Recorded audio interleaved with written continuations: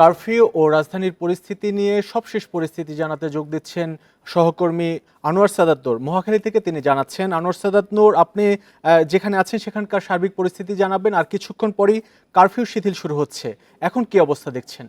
নগদের কাছে সব গ্রাহকই প্রিয়, তাই তো সারা দেশে ক্যাশ আউট চার্জ সবচেয়ে কম।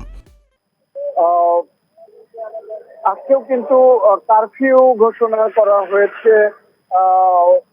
বেলা সকাল 8টা থেকে বিকেল 5টা পর্যন্ত এই কারফিউ শিথিল থাকবে বলে আমরা জেনেছি। কিন্তু আমরা অন্যান্য দিনের তুলনায় আজকে কিন্তু এখন আছি মহাখালীতে কিন্তু যানবাহনের চাপ দেখতে পাচ্ছি। আমরা দেখছি যে অন্যান্য দিনের তুলনায় গত 5-7 দিন ধরে যে পরিস্থিতি রাজধানীতে বিরাজ করছে তার তুলনায় কিন্তু আজকে সড়কে যানবাহনের চাপ অনেকটাই বেড়েছে এবং যারা অফিসগামী মানুষ তারাও কিন্তু সেই পুরনো যে চিত্র সেই ভাবেই কিন্তু সড়কে তাদের অবস্থান দেখা যাচ্ছে।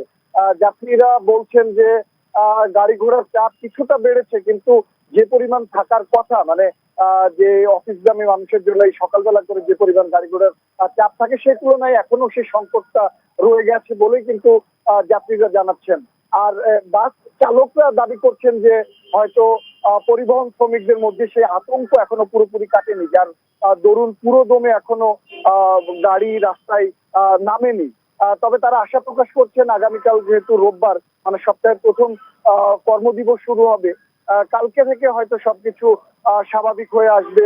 তারা এরকম আশা প্রকাশ করছেন এবং তারা ভাবছেন যে কালকে থেকে হয়তো সড়কে যে পরিবহন সংকট সেটা হয়তো সমাধান হয়ে যাবে।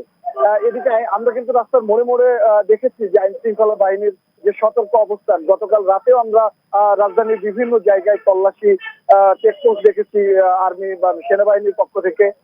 সকালেও আমরা দেখছি যে সেনাবাহিনীর কয়েকটি টহল দল যে তারা টহল দিয়ে গেছে রাজধানীর বিভিন্ন সড়কে। এখন পর্যন্ত কিন্তু আমরা দেখছি যে এখানে আইন শৃঙ্খলা বাহিনীর সদস্যরা সকাল থেকে প্রস্তুত হয়ে আছেন যে যে শিথিলতা আছে শুরু হতে যাচ্ছে 8টা থেকে, তারা সেই সময়টা পর্যন্ত যেন জনগণের যারা রাস্তায় বের হচ্ছে তাদের যান এবং মালের নিরাপত্তা নিশ্চিত করতে পারে এবং যে জনমনে আতঙ্ক সৃষ্টি হয়েছিল সেই আতঙ্কটা যেন আস্তে আস্তে মানুষের মন থেকে কেটে যায়, সেই জন্য কিন্তু আইন শৃঙ্খলা বাহিনী সজাগ আছেন এবং কাজ করে যাচ্ছেন।